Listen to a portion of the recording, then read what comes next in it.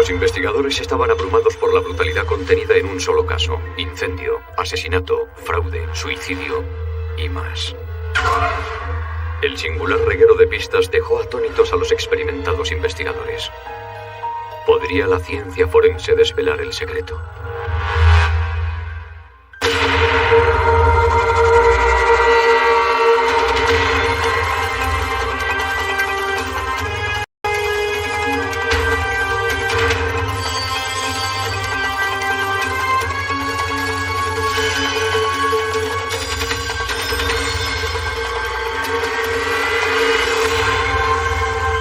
Crímenes imperfectos.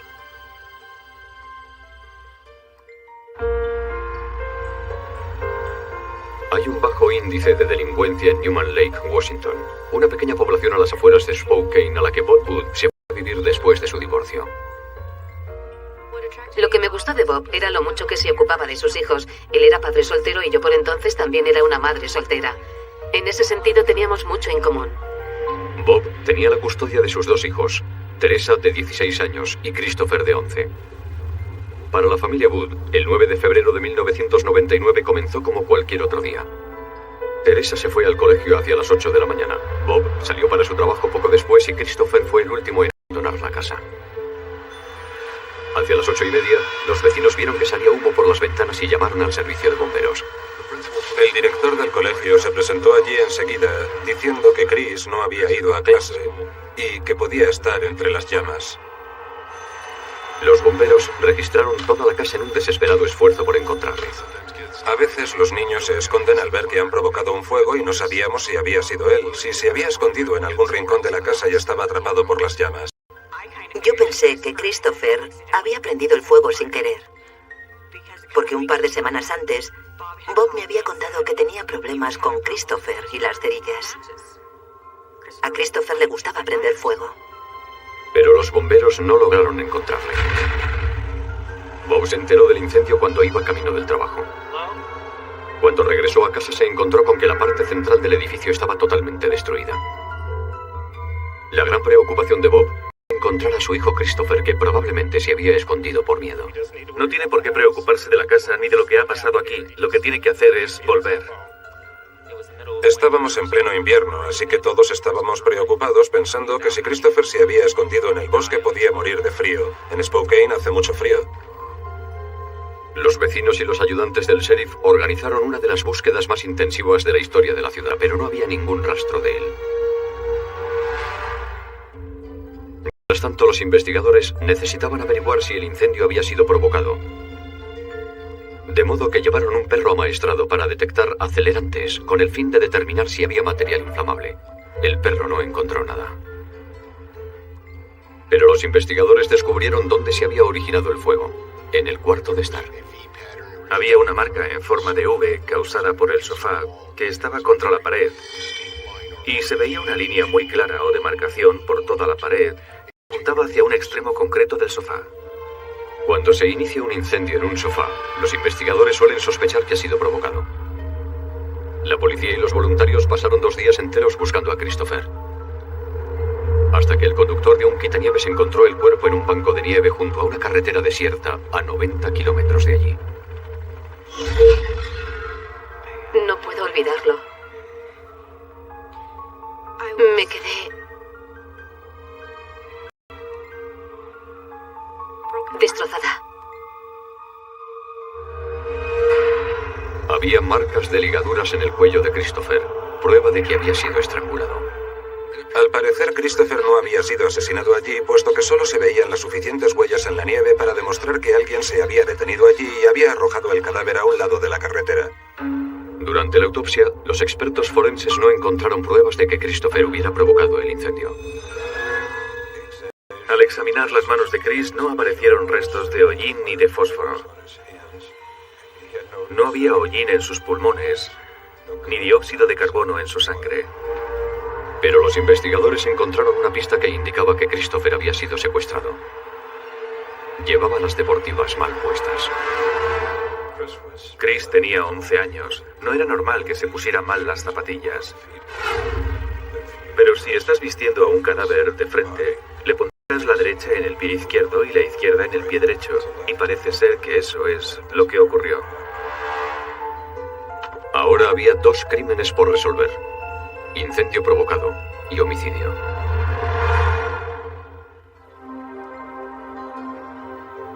La escuela elemental East Farms organizó un homenaje a Christopher. Nos invitaron a todos. Fue impresionante. Y me regalaron este libro que habían hecho ellos. Los compañeros y profesores de Christopher Wood reunieron una colección de sus cuentos favoritos y recuerdos de Christopher. Algo que la familia supo apreciar. Algunos de sus poemas, concretamente uno, me hace llorar cada vez que lo leo. Y el incendio. Yo creo que el sentimiento general entre los vecinos era que andaba suelto un depredador que había secuestrado a Chris Wood. Eso era lo que temían todos. Tenemos una base de datos con los nombres de todos los agresores sexuales y la revisamos entera y descubrimos que había algunos en aquella zona. Puesto que la autopsia no reveló evidencia alguna de que Christopher hubiera sufrido una agresión sexual, no parecía probable que el móvil fuera sexual. Los investigadores preguntaron a Bob Wood y a su hija Teresa sobre sus actividades en la mañana del incendio. Teresa dijo que se había ido al colegio a las 8 en punto, y Bob dijo que salía al trabajo hacia las 8:20 y que Christopher estaba desayunando. Él no solía salir hasta las 8:30. Ninguno de los vecinos declaró haber visto a Christopher aquella mañana.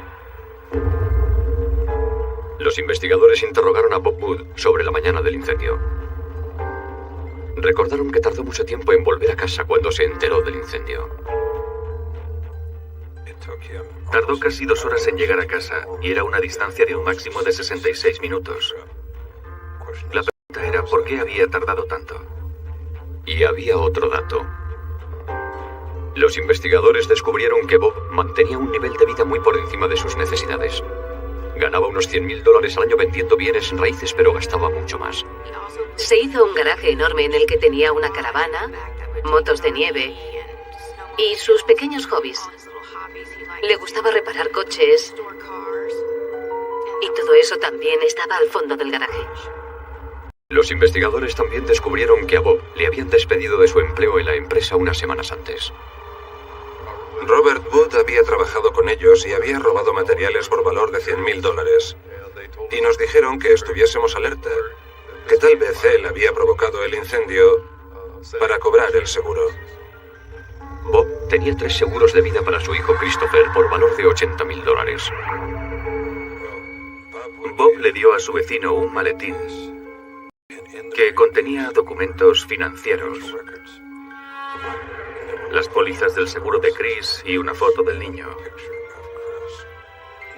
Ninguno de esos objetos estaba manchado de hollín, lo cual indicaba que se habían sacado de la casa antes del incendio. Se sabía que Wood era muy meticuloso con sus papeles. Un empleado de la tienda de fotografía llamó a la policía informándoles de lo meticuloso que era. Bob había llevado un carrete de fotos para revelar. Creo que fue al día siguiente del incendio. Y resultó que había fotos del interior de su casa antes del incendio. Y también algunas tomadas desde el mismo ángulo después del incendio. Una coincidencia. Después del incendio, con el mismo carrete. Los investigadores registraron el garaje de Wood en busca de pruebas. En el parachoques del deportivo de Bob encontraron lo que parecían ser vómitos. También había manchas similares en la parte trasera de la camioneta que Bob iba conduciendo el día del incendio. Por desgracia, los científicos no pueden obtener un perfil de ADN de restos de vómitos. Yo sabía que los fluidos del estómago destruyen el ADN, o al menos lo sospechaba. Hice un par de llamadas telefónicas y así me lo confirmaron. Sin embargo, acabé llamando a medio país intentando ver si alguien podía decirme algo sobre el valor del vómito como prueba. Los investigadores esperaban que este material biológico les diera alguna pista.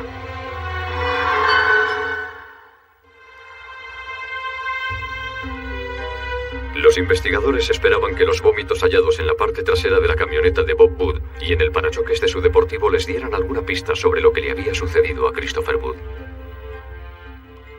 De modo que enviaron las muestras de vómito al experto en análisis microscópicos Bill Schneck, quien examinó el material con un microscopio de luz polarizada.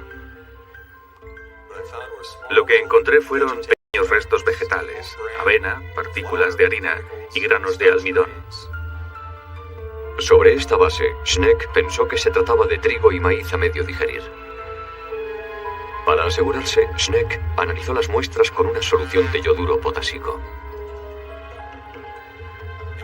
Cuando se pone una gota de esta solución en el vómito, los almidones adquieren un color como azulado o morado. La prueba dio positivo. Schneck sabía que la avena, el maíz y el almidón de trigo son ingredientes muy comunes en los cereales del desayuno. Encontró el mismo material biológico en la camiseta que llevaba Christopher el día del incendio. También encontró una bolsa de cereales Marshmallow Smarties en la cocina de los Wood, que era lo que la hermana dijo que estaba desayunando Christopher la mañana en que murió. Tras examinar las manchas de vómito de la camisa, la camioneta y el coche, llegué a la conclusión de que todas procedían de la misma fuente, que sin duda eran los Marshmallow Smarties. Los investigadores desarrollaron una teoría sobre cómo había sido transportado el cuerpo de Christopher. Christopher había sido asesinado por la mañana. La camioneta de Bob Wood era abierta por detrás, así que sabíamos que tenía que haber ocultado el cuerpo de alguna forma. Empezamos a buscar los cubos de basura de la casa y vimos que solo había uno. Según los vecinos, siempre dejaba 2 cubos en la acera. Así que, ¿dónde estaba el cubo de basura que faltaba? Hablamos con la hija de Bob y esta nos dijo que al día siguiente del incendio, su padre había llevado la camioneta a un lavacoches, donde se la limpiaron también por dentro. Cubo de basura abandonado, del mismo tipo que el que Wood tenía en su casa. Pero los investigadores necesitaban pruebas. Schneck observó que en ambos cubos había manchas de pintura. Examiné la pintura del cubo hallado cerca del lavacoches y descubrí que uno de sus principales ingredientes inorgánicos era dióxido de titanio. La comparé con la pintura del cubo de la casa de Robert Wood y descubrí que las partículas de pintura y la composición eran las mismas. Entonces, Schneck utilizó un escáner de electrones para analizar lo que había dentro del cubo. Encontró residuos de vómito que coincidían con el contenido del estómago de Christopher, junto con unas brillantes partículas metálicas. Y estas partículas coincidían con los adornos de la mochila de Christopher. Después de examinar el contenido y todos los residuos en la ropa de Chris Wood, así como el material del cubo de basura y de la mochila, llegué a la conclusión de que Chris Wood había estado en algún momento dentro del cubo de basura. A pesar de toda esta información, los investigadores necesitaban más pruebas que relacionaran a Bob Wood con el asesinato de su hijo. Revisaron las llamadas de su teléfono móvil y se comprobó que Bob estaba muy cerca del cuerpo de Christopher, a unos 90 kilómetros de su casa cuando le comunicaron lo del incendio. En otras palabras, se encontraba en el mismo lugar y a la misma hora en la que se habían deshecho del cuerpo de Christopher. Finalmente, los investigadores tenían que determinar si el humo y las llamas que habían visto los vecinos a las 8:30 pudieron haber sido producto de un fuego iniciado 10 minutos antes, a las 8:20, la hora en la que Wood había salido de casa. La ATF compró 3 sofás idénticos al que había en la casa de Wood. Queríamos ver cómo iba a reaccionar el sofá al ser expuesto al fuego, con qué rapidez iba a arder en su totalidad, cuánto alcanzaría la temperatura máxima y cuánta energía iba a producir el sofá. Dado el tamaño del cuarto de estar de los Wood, el fuego tuvo que haber generado al menos 2.200 kilovatios de energía para que ardiera toda la habitación en tan solo 10 minutos. Las pruebas demostraron que el sofá en llamas generaría energía más que suficiente en ese periodo de tiempo. El señor Wood dijo que había salido de casa a las 8:20, por lo tanto determinamos que el señor Wood se encontraba en la casa a la hora de iniciarse el fuego. Bob Wood fue detenido y acusado de incendio provocado y homicidio en primer grado. Siempre me sorprende que la verdad resulte ser más increíble que la ficción. Este es el peor caso que he visto en toda mi carrera de alguien que provoca un incendio para beneficiarse económicamente. Que perjudicara a mi hijo. Era un niño muy especial. Era un buen muchacho y merecía vivir. Merecía vivir. Sin embargo, su exnovia declaró que no siempre había tratado bien a Christopher. Era muy duro con Christopher. Si Christopher hacía algo malo, inmediatamente le castigaba. y le azotaba. En cambio, Teresa era su niñita. En mi opinión, hacía muchas diferencias en su trato con ellos. Los excesivos gastos de Bud le llevaron a endeudarse. Encima le despidieron del trabajo por haberse apropiado de casi $100.000. Los fiscales mantenían que Bob mató a Christopher por los $80.000 del seguro.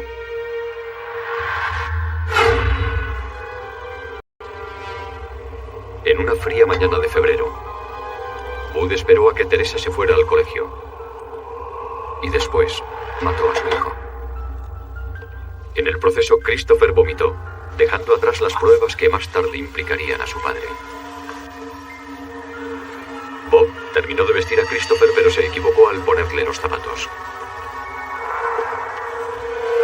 Mientras llevaba el cuerpo de Christopher a la camioneta, Bob rozó sin darse cuenta su deportivo, dejando restos de vómito en el parachoques. Metió el cuerpo de su hijo en el cubo de basura y lo puso en la parte trasera de su camioneta. Entró de nuevo en la casa, prendió fuego al sofá, cogió la mochila de su hijo y se marchó a las 8:20. Bob arrojó el cuerpo de su hijo sobre un banco de nieve a 90 kilómetros de su casa y allí recibió la llamada informándole del incendio. A la vuelta, Bob tiró la mochila de Christopher a un lado de la carretera. Lavó la camioneta, pero no quitó todos los restos de vómito. Después se deshizo del cubo de basura por allí cerca. El análisis de pintura demostró que el cubo de basura era de la casa de Bob, y los restos biológicos demostraron que Christopher había estado dentro del cubo. Realmente no entiendo por qué le mató. El dinero del seguro no era suficiente para sacarle del apuro. Pobre Christopher. No sé por qué lo hizo. A menos que estuviera poseído por el demonio. Justo antes de comenzar el juicio, Bud se colgó en su celda. Lo más parecido a una confesión de Bob Wood se descubrió después de suicidarse.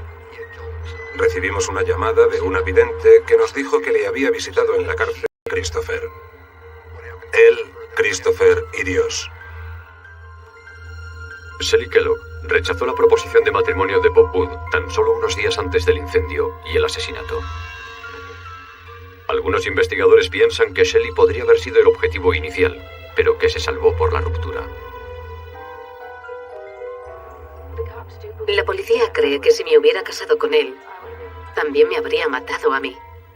No sé si será cierto. Es pura especulación. Pero ellos creen que podría haber sido mucho peor. Habían desaparecido documentos de mi casa. Documentos personales, información de la seguridad social y la tarjeta de la seguridad social. Aunque el suicidio de Wood excluyó el juicio, los fiscales están convencidos de que hubieran obtenido una condena. Los científicos forenses son increíbles. Yo llevo en esto más de 20 años y siempre tienen algo nuevo que aportar. Ayudar a resolver un crimen produce una gran satisfacción personal. Yo solo soy una pequeña pieza del rompecabezas, pero en este caso concreto creo que hice un trabajo muy importante y eso me hace sentirme bien. No hubo testigos que vieran cómo sacaban de la casa a Christopher. No hubo testigos que vieran cómo arrojaban el cuerpo a la nieve. Fundamentalmente fue la ciencia la que resolvió el caso. Y sí, eso es fascinante.